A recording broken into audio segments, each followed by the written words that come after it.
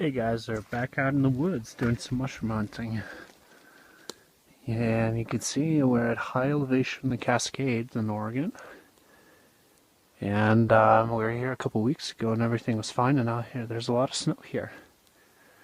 So the season here progresses very quickly. Sometimes you can find even morels up here in August. And then porcini and chanterelles in September. So it's all kind of squashed together. And a lot of times if you get these kind of earlier snowstorms, they really shut things down. So we're not going to go all the way up to check for the kings. Probably go back to lower elevation to look for some matsutake. But just wanted to show you a little patch of manzanita boletes, which is a Leccinum species, so it has the scabers on the stalk. And here's some really old ones.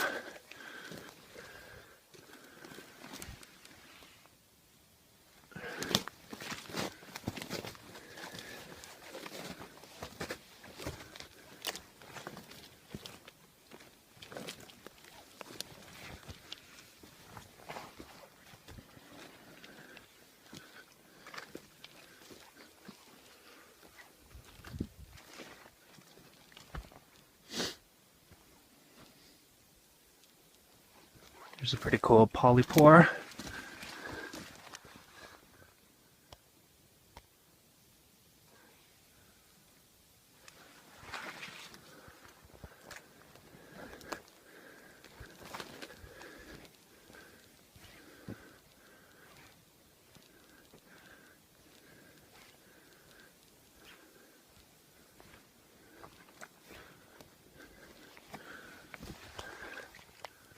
And these guys stayed like a green, so that one's not even wormy, but it's just old and starting to decay.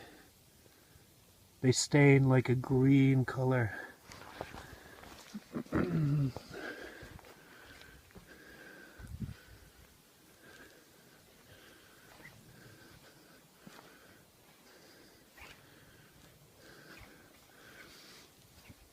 Oh, here's something interesting.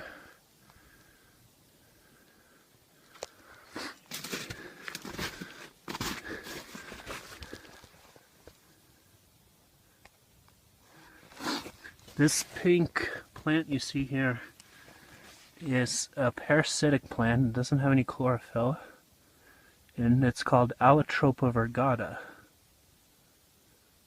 And this plant actually only parasitizes the mycelium of the American matsutake. So it's a very unique situation where you have this indicator that there has to be mycelium or shiro of matsutake here. And usually when it's like this, when it's brown and dead already, is when you'll find them. When it's still living, like this has only just been hit back by the snow and stuff a couple days ago. It's still probably a bit early. Of course, now we got the problem of snow. Usually matsutake are easy to spot because they're the only white thing around.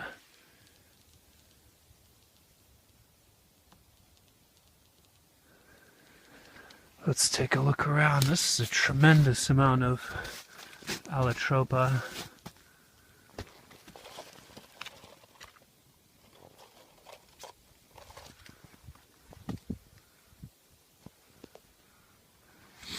And the fruiting part of the matsutake will probably be a bit of distance away from the allotropa. They're not necessarily next to each other.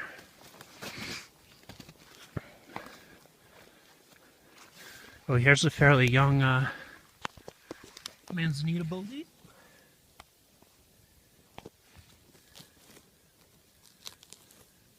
You can see that starting of that green staining.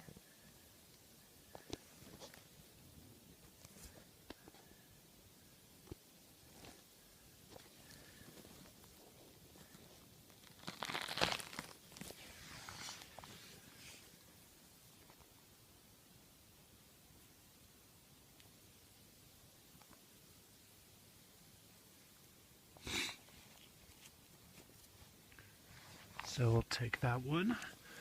And some people do consider them as choice as porcini as king boletes, but I think they're a bit lower, not quite as not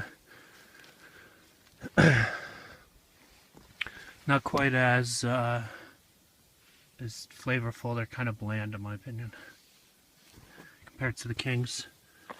Ugh, gross. Some type of Leccinum or boletus by the looks of it.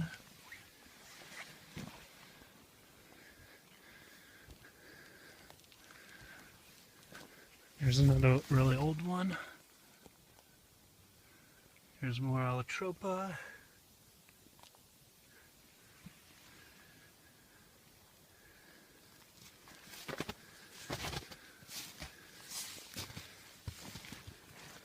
Here's more allotropa.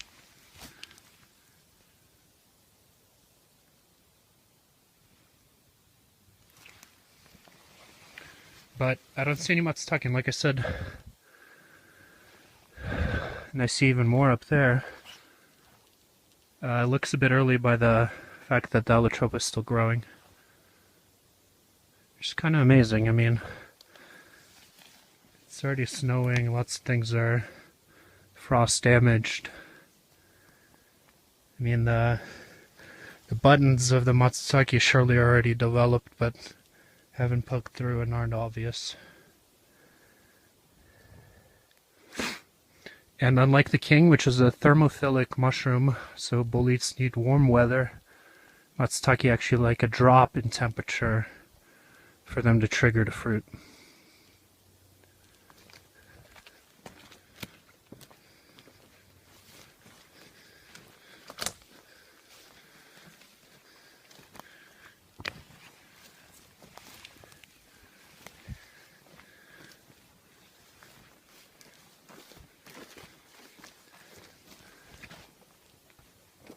And this grass here, it's called bear grass. It's often harvested for ornamental, like arrangements or whatever.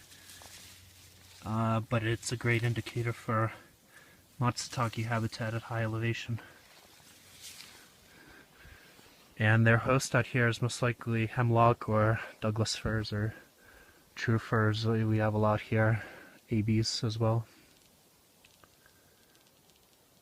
So let's head down to lower elevation. Based on what I saw out here, pretty confident we can spot some actual matsutake mushrooms.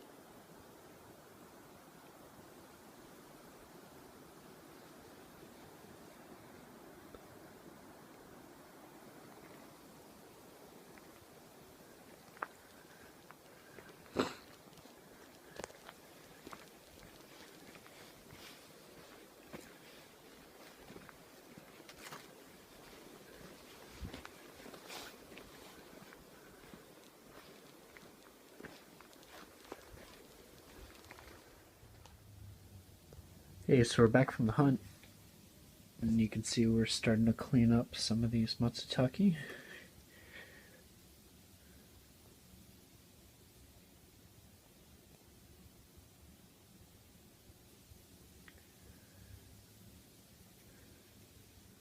So we're letting them dry for a little bit before we brush off all of the stuff. You can use like a paper towel or a mushroom knife with the brush. Sets up pretty nice. Number one right there.